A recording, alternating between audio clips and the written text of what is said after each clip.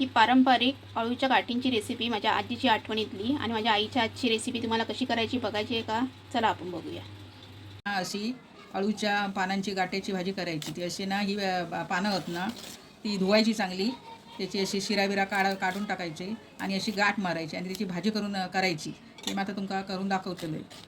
हे बघा, ही बावलेली पानं पंख्याखाली सुकत घातलं आहे आणि हे ना हे असं करायचं. हे बघा असं.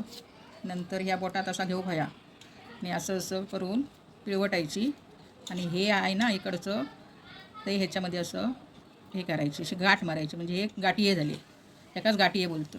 अजून एक करून दाखवते, थांबा. ही अशी काढून टाकायची नेकरा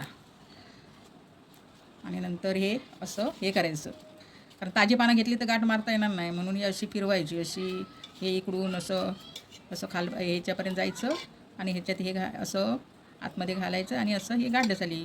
माका पण काही व्यवस्थित नाही, पण माका आवडतं भाजी अशी. आईन दाखवली आहे ना माका, माझ्या आईन. मग हे बघा असे मी ना गाठी मारून घेतलं आहे अळूच्या पानाची आणि ह्याची भाजी करून दाखवतले तुमका. कसं लागतं भाजी.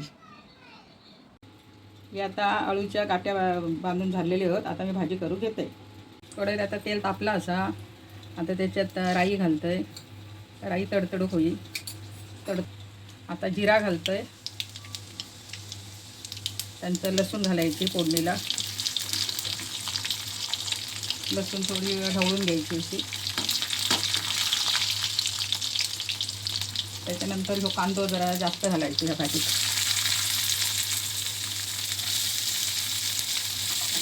ढवळून द्यायचं कांदो. तो नरम झालो कांदो तर थोडीशी हळद घालायची. हिंग घालायचा. त्याच्यानंतर हा ह्याचा मसाला घालायचा, मालवणी मसाला. आणि चांगलं असं हे परतून घ्यायचं तेलात चांगलं मसाला. आणि त्याच्यानंतर हे आपण बनवलेले गाठी आहेत ना अळूचे, त्याचे हे करायचे आणि असे परतून घ्यायचे. असे हलक्या हाताने परतायचे, नाहीतर ते सगळे सुटतले मग.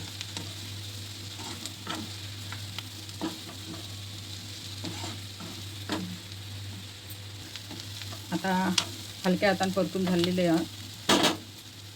त्याच्यानंतर हे पाणी घालायचं, गरम पाणी, आणि ह्या पाण्यात शिजून घ्यायचं. किंवा कोकमा घालायची. आता मी हा मीठ घालते, चवीपुरता घालायचा. आणि हे आता झाकण ठेवायचा आणि शिजून घ्यायचे.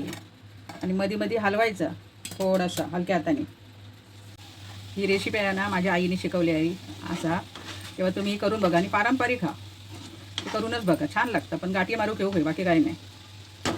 तुम्हाला जर माझ्या आईच्या आजची अळूच्या गाठीची रेसिपी आवडली असेल तर आमच्या चॅनलला लाईक, शेअर, सबस्क्राईब करायला विसरू नका. आणि कशी झाली ते आम्हाला कमेंटमध्ये नक्की सांगा. आता आपण पुढच्या रेसिपी भेटूया. बाय. काळजी घेवा, नक्की करून बघा.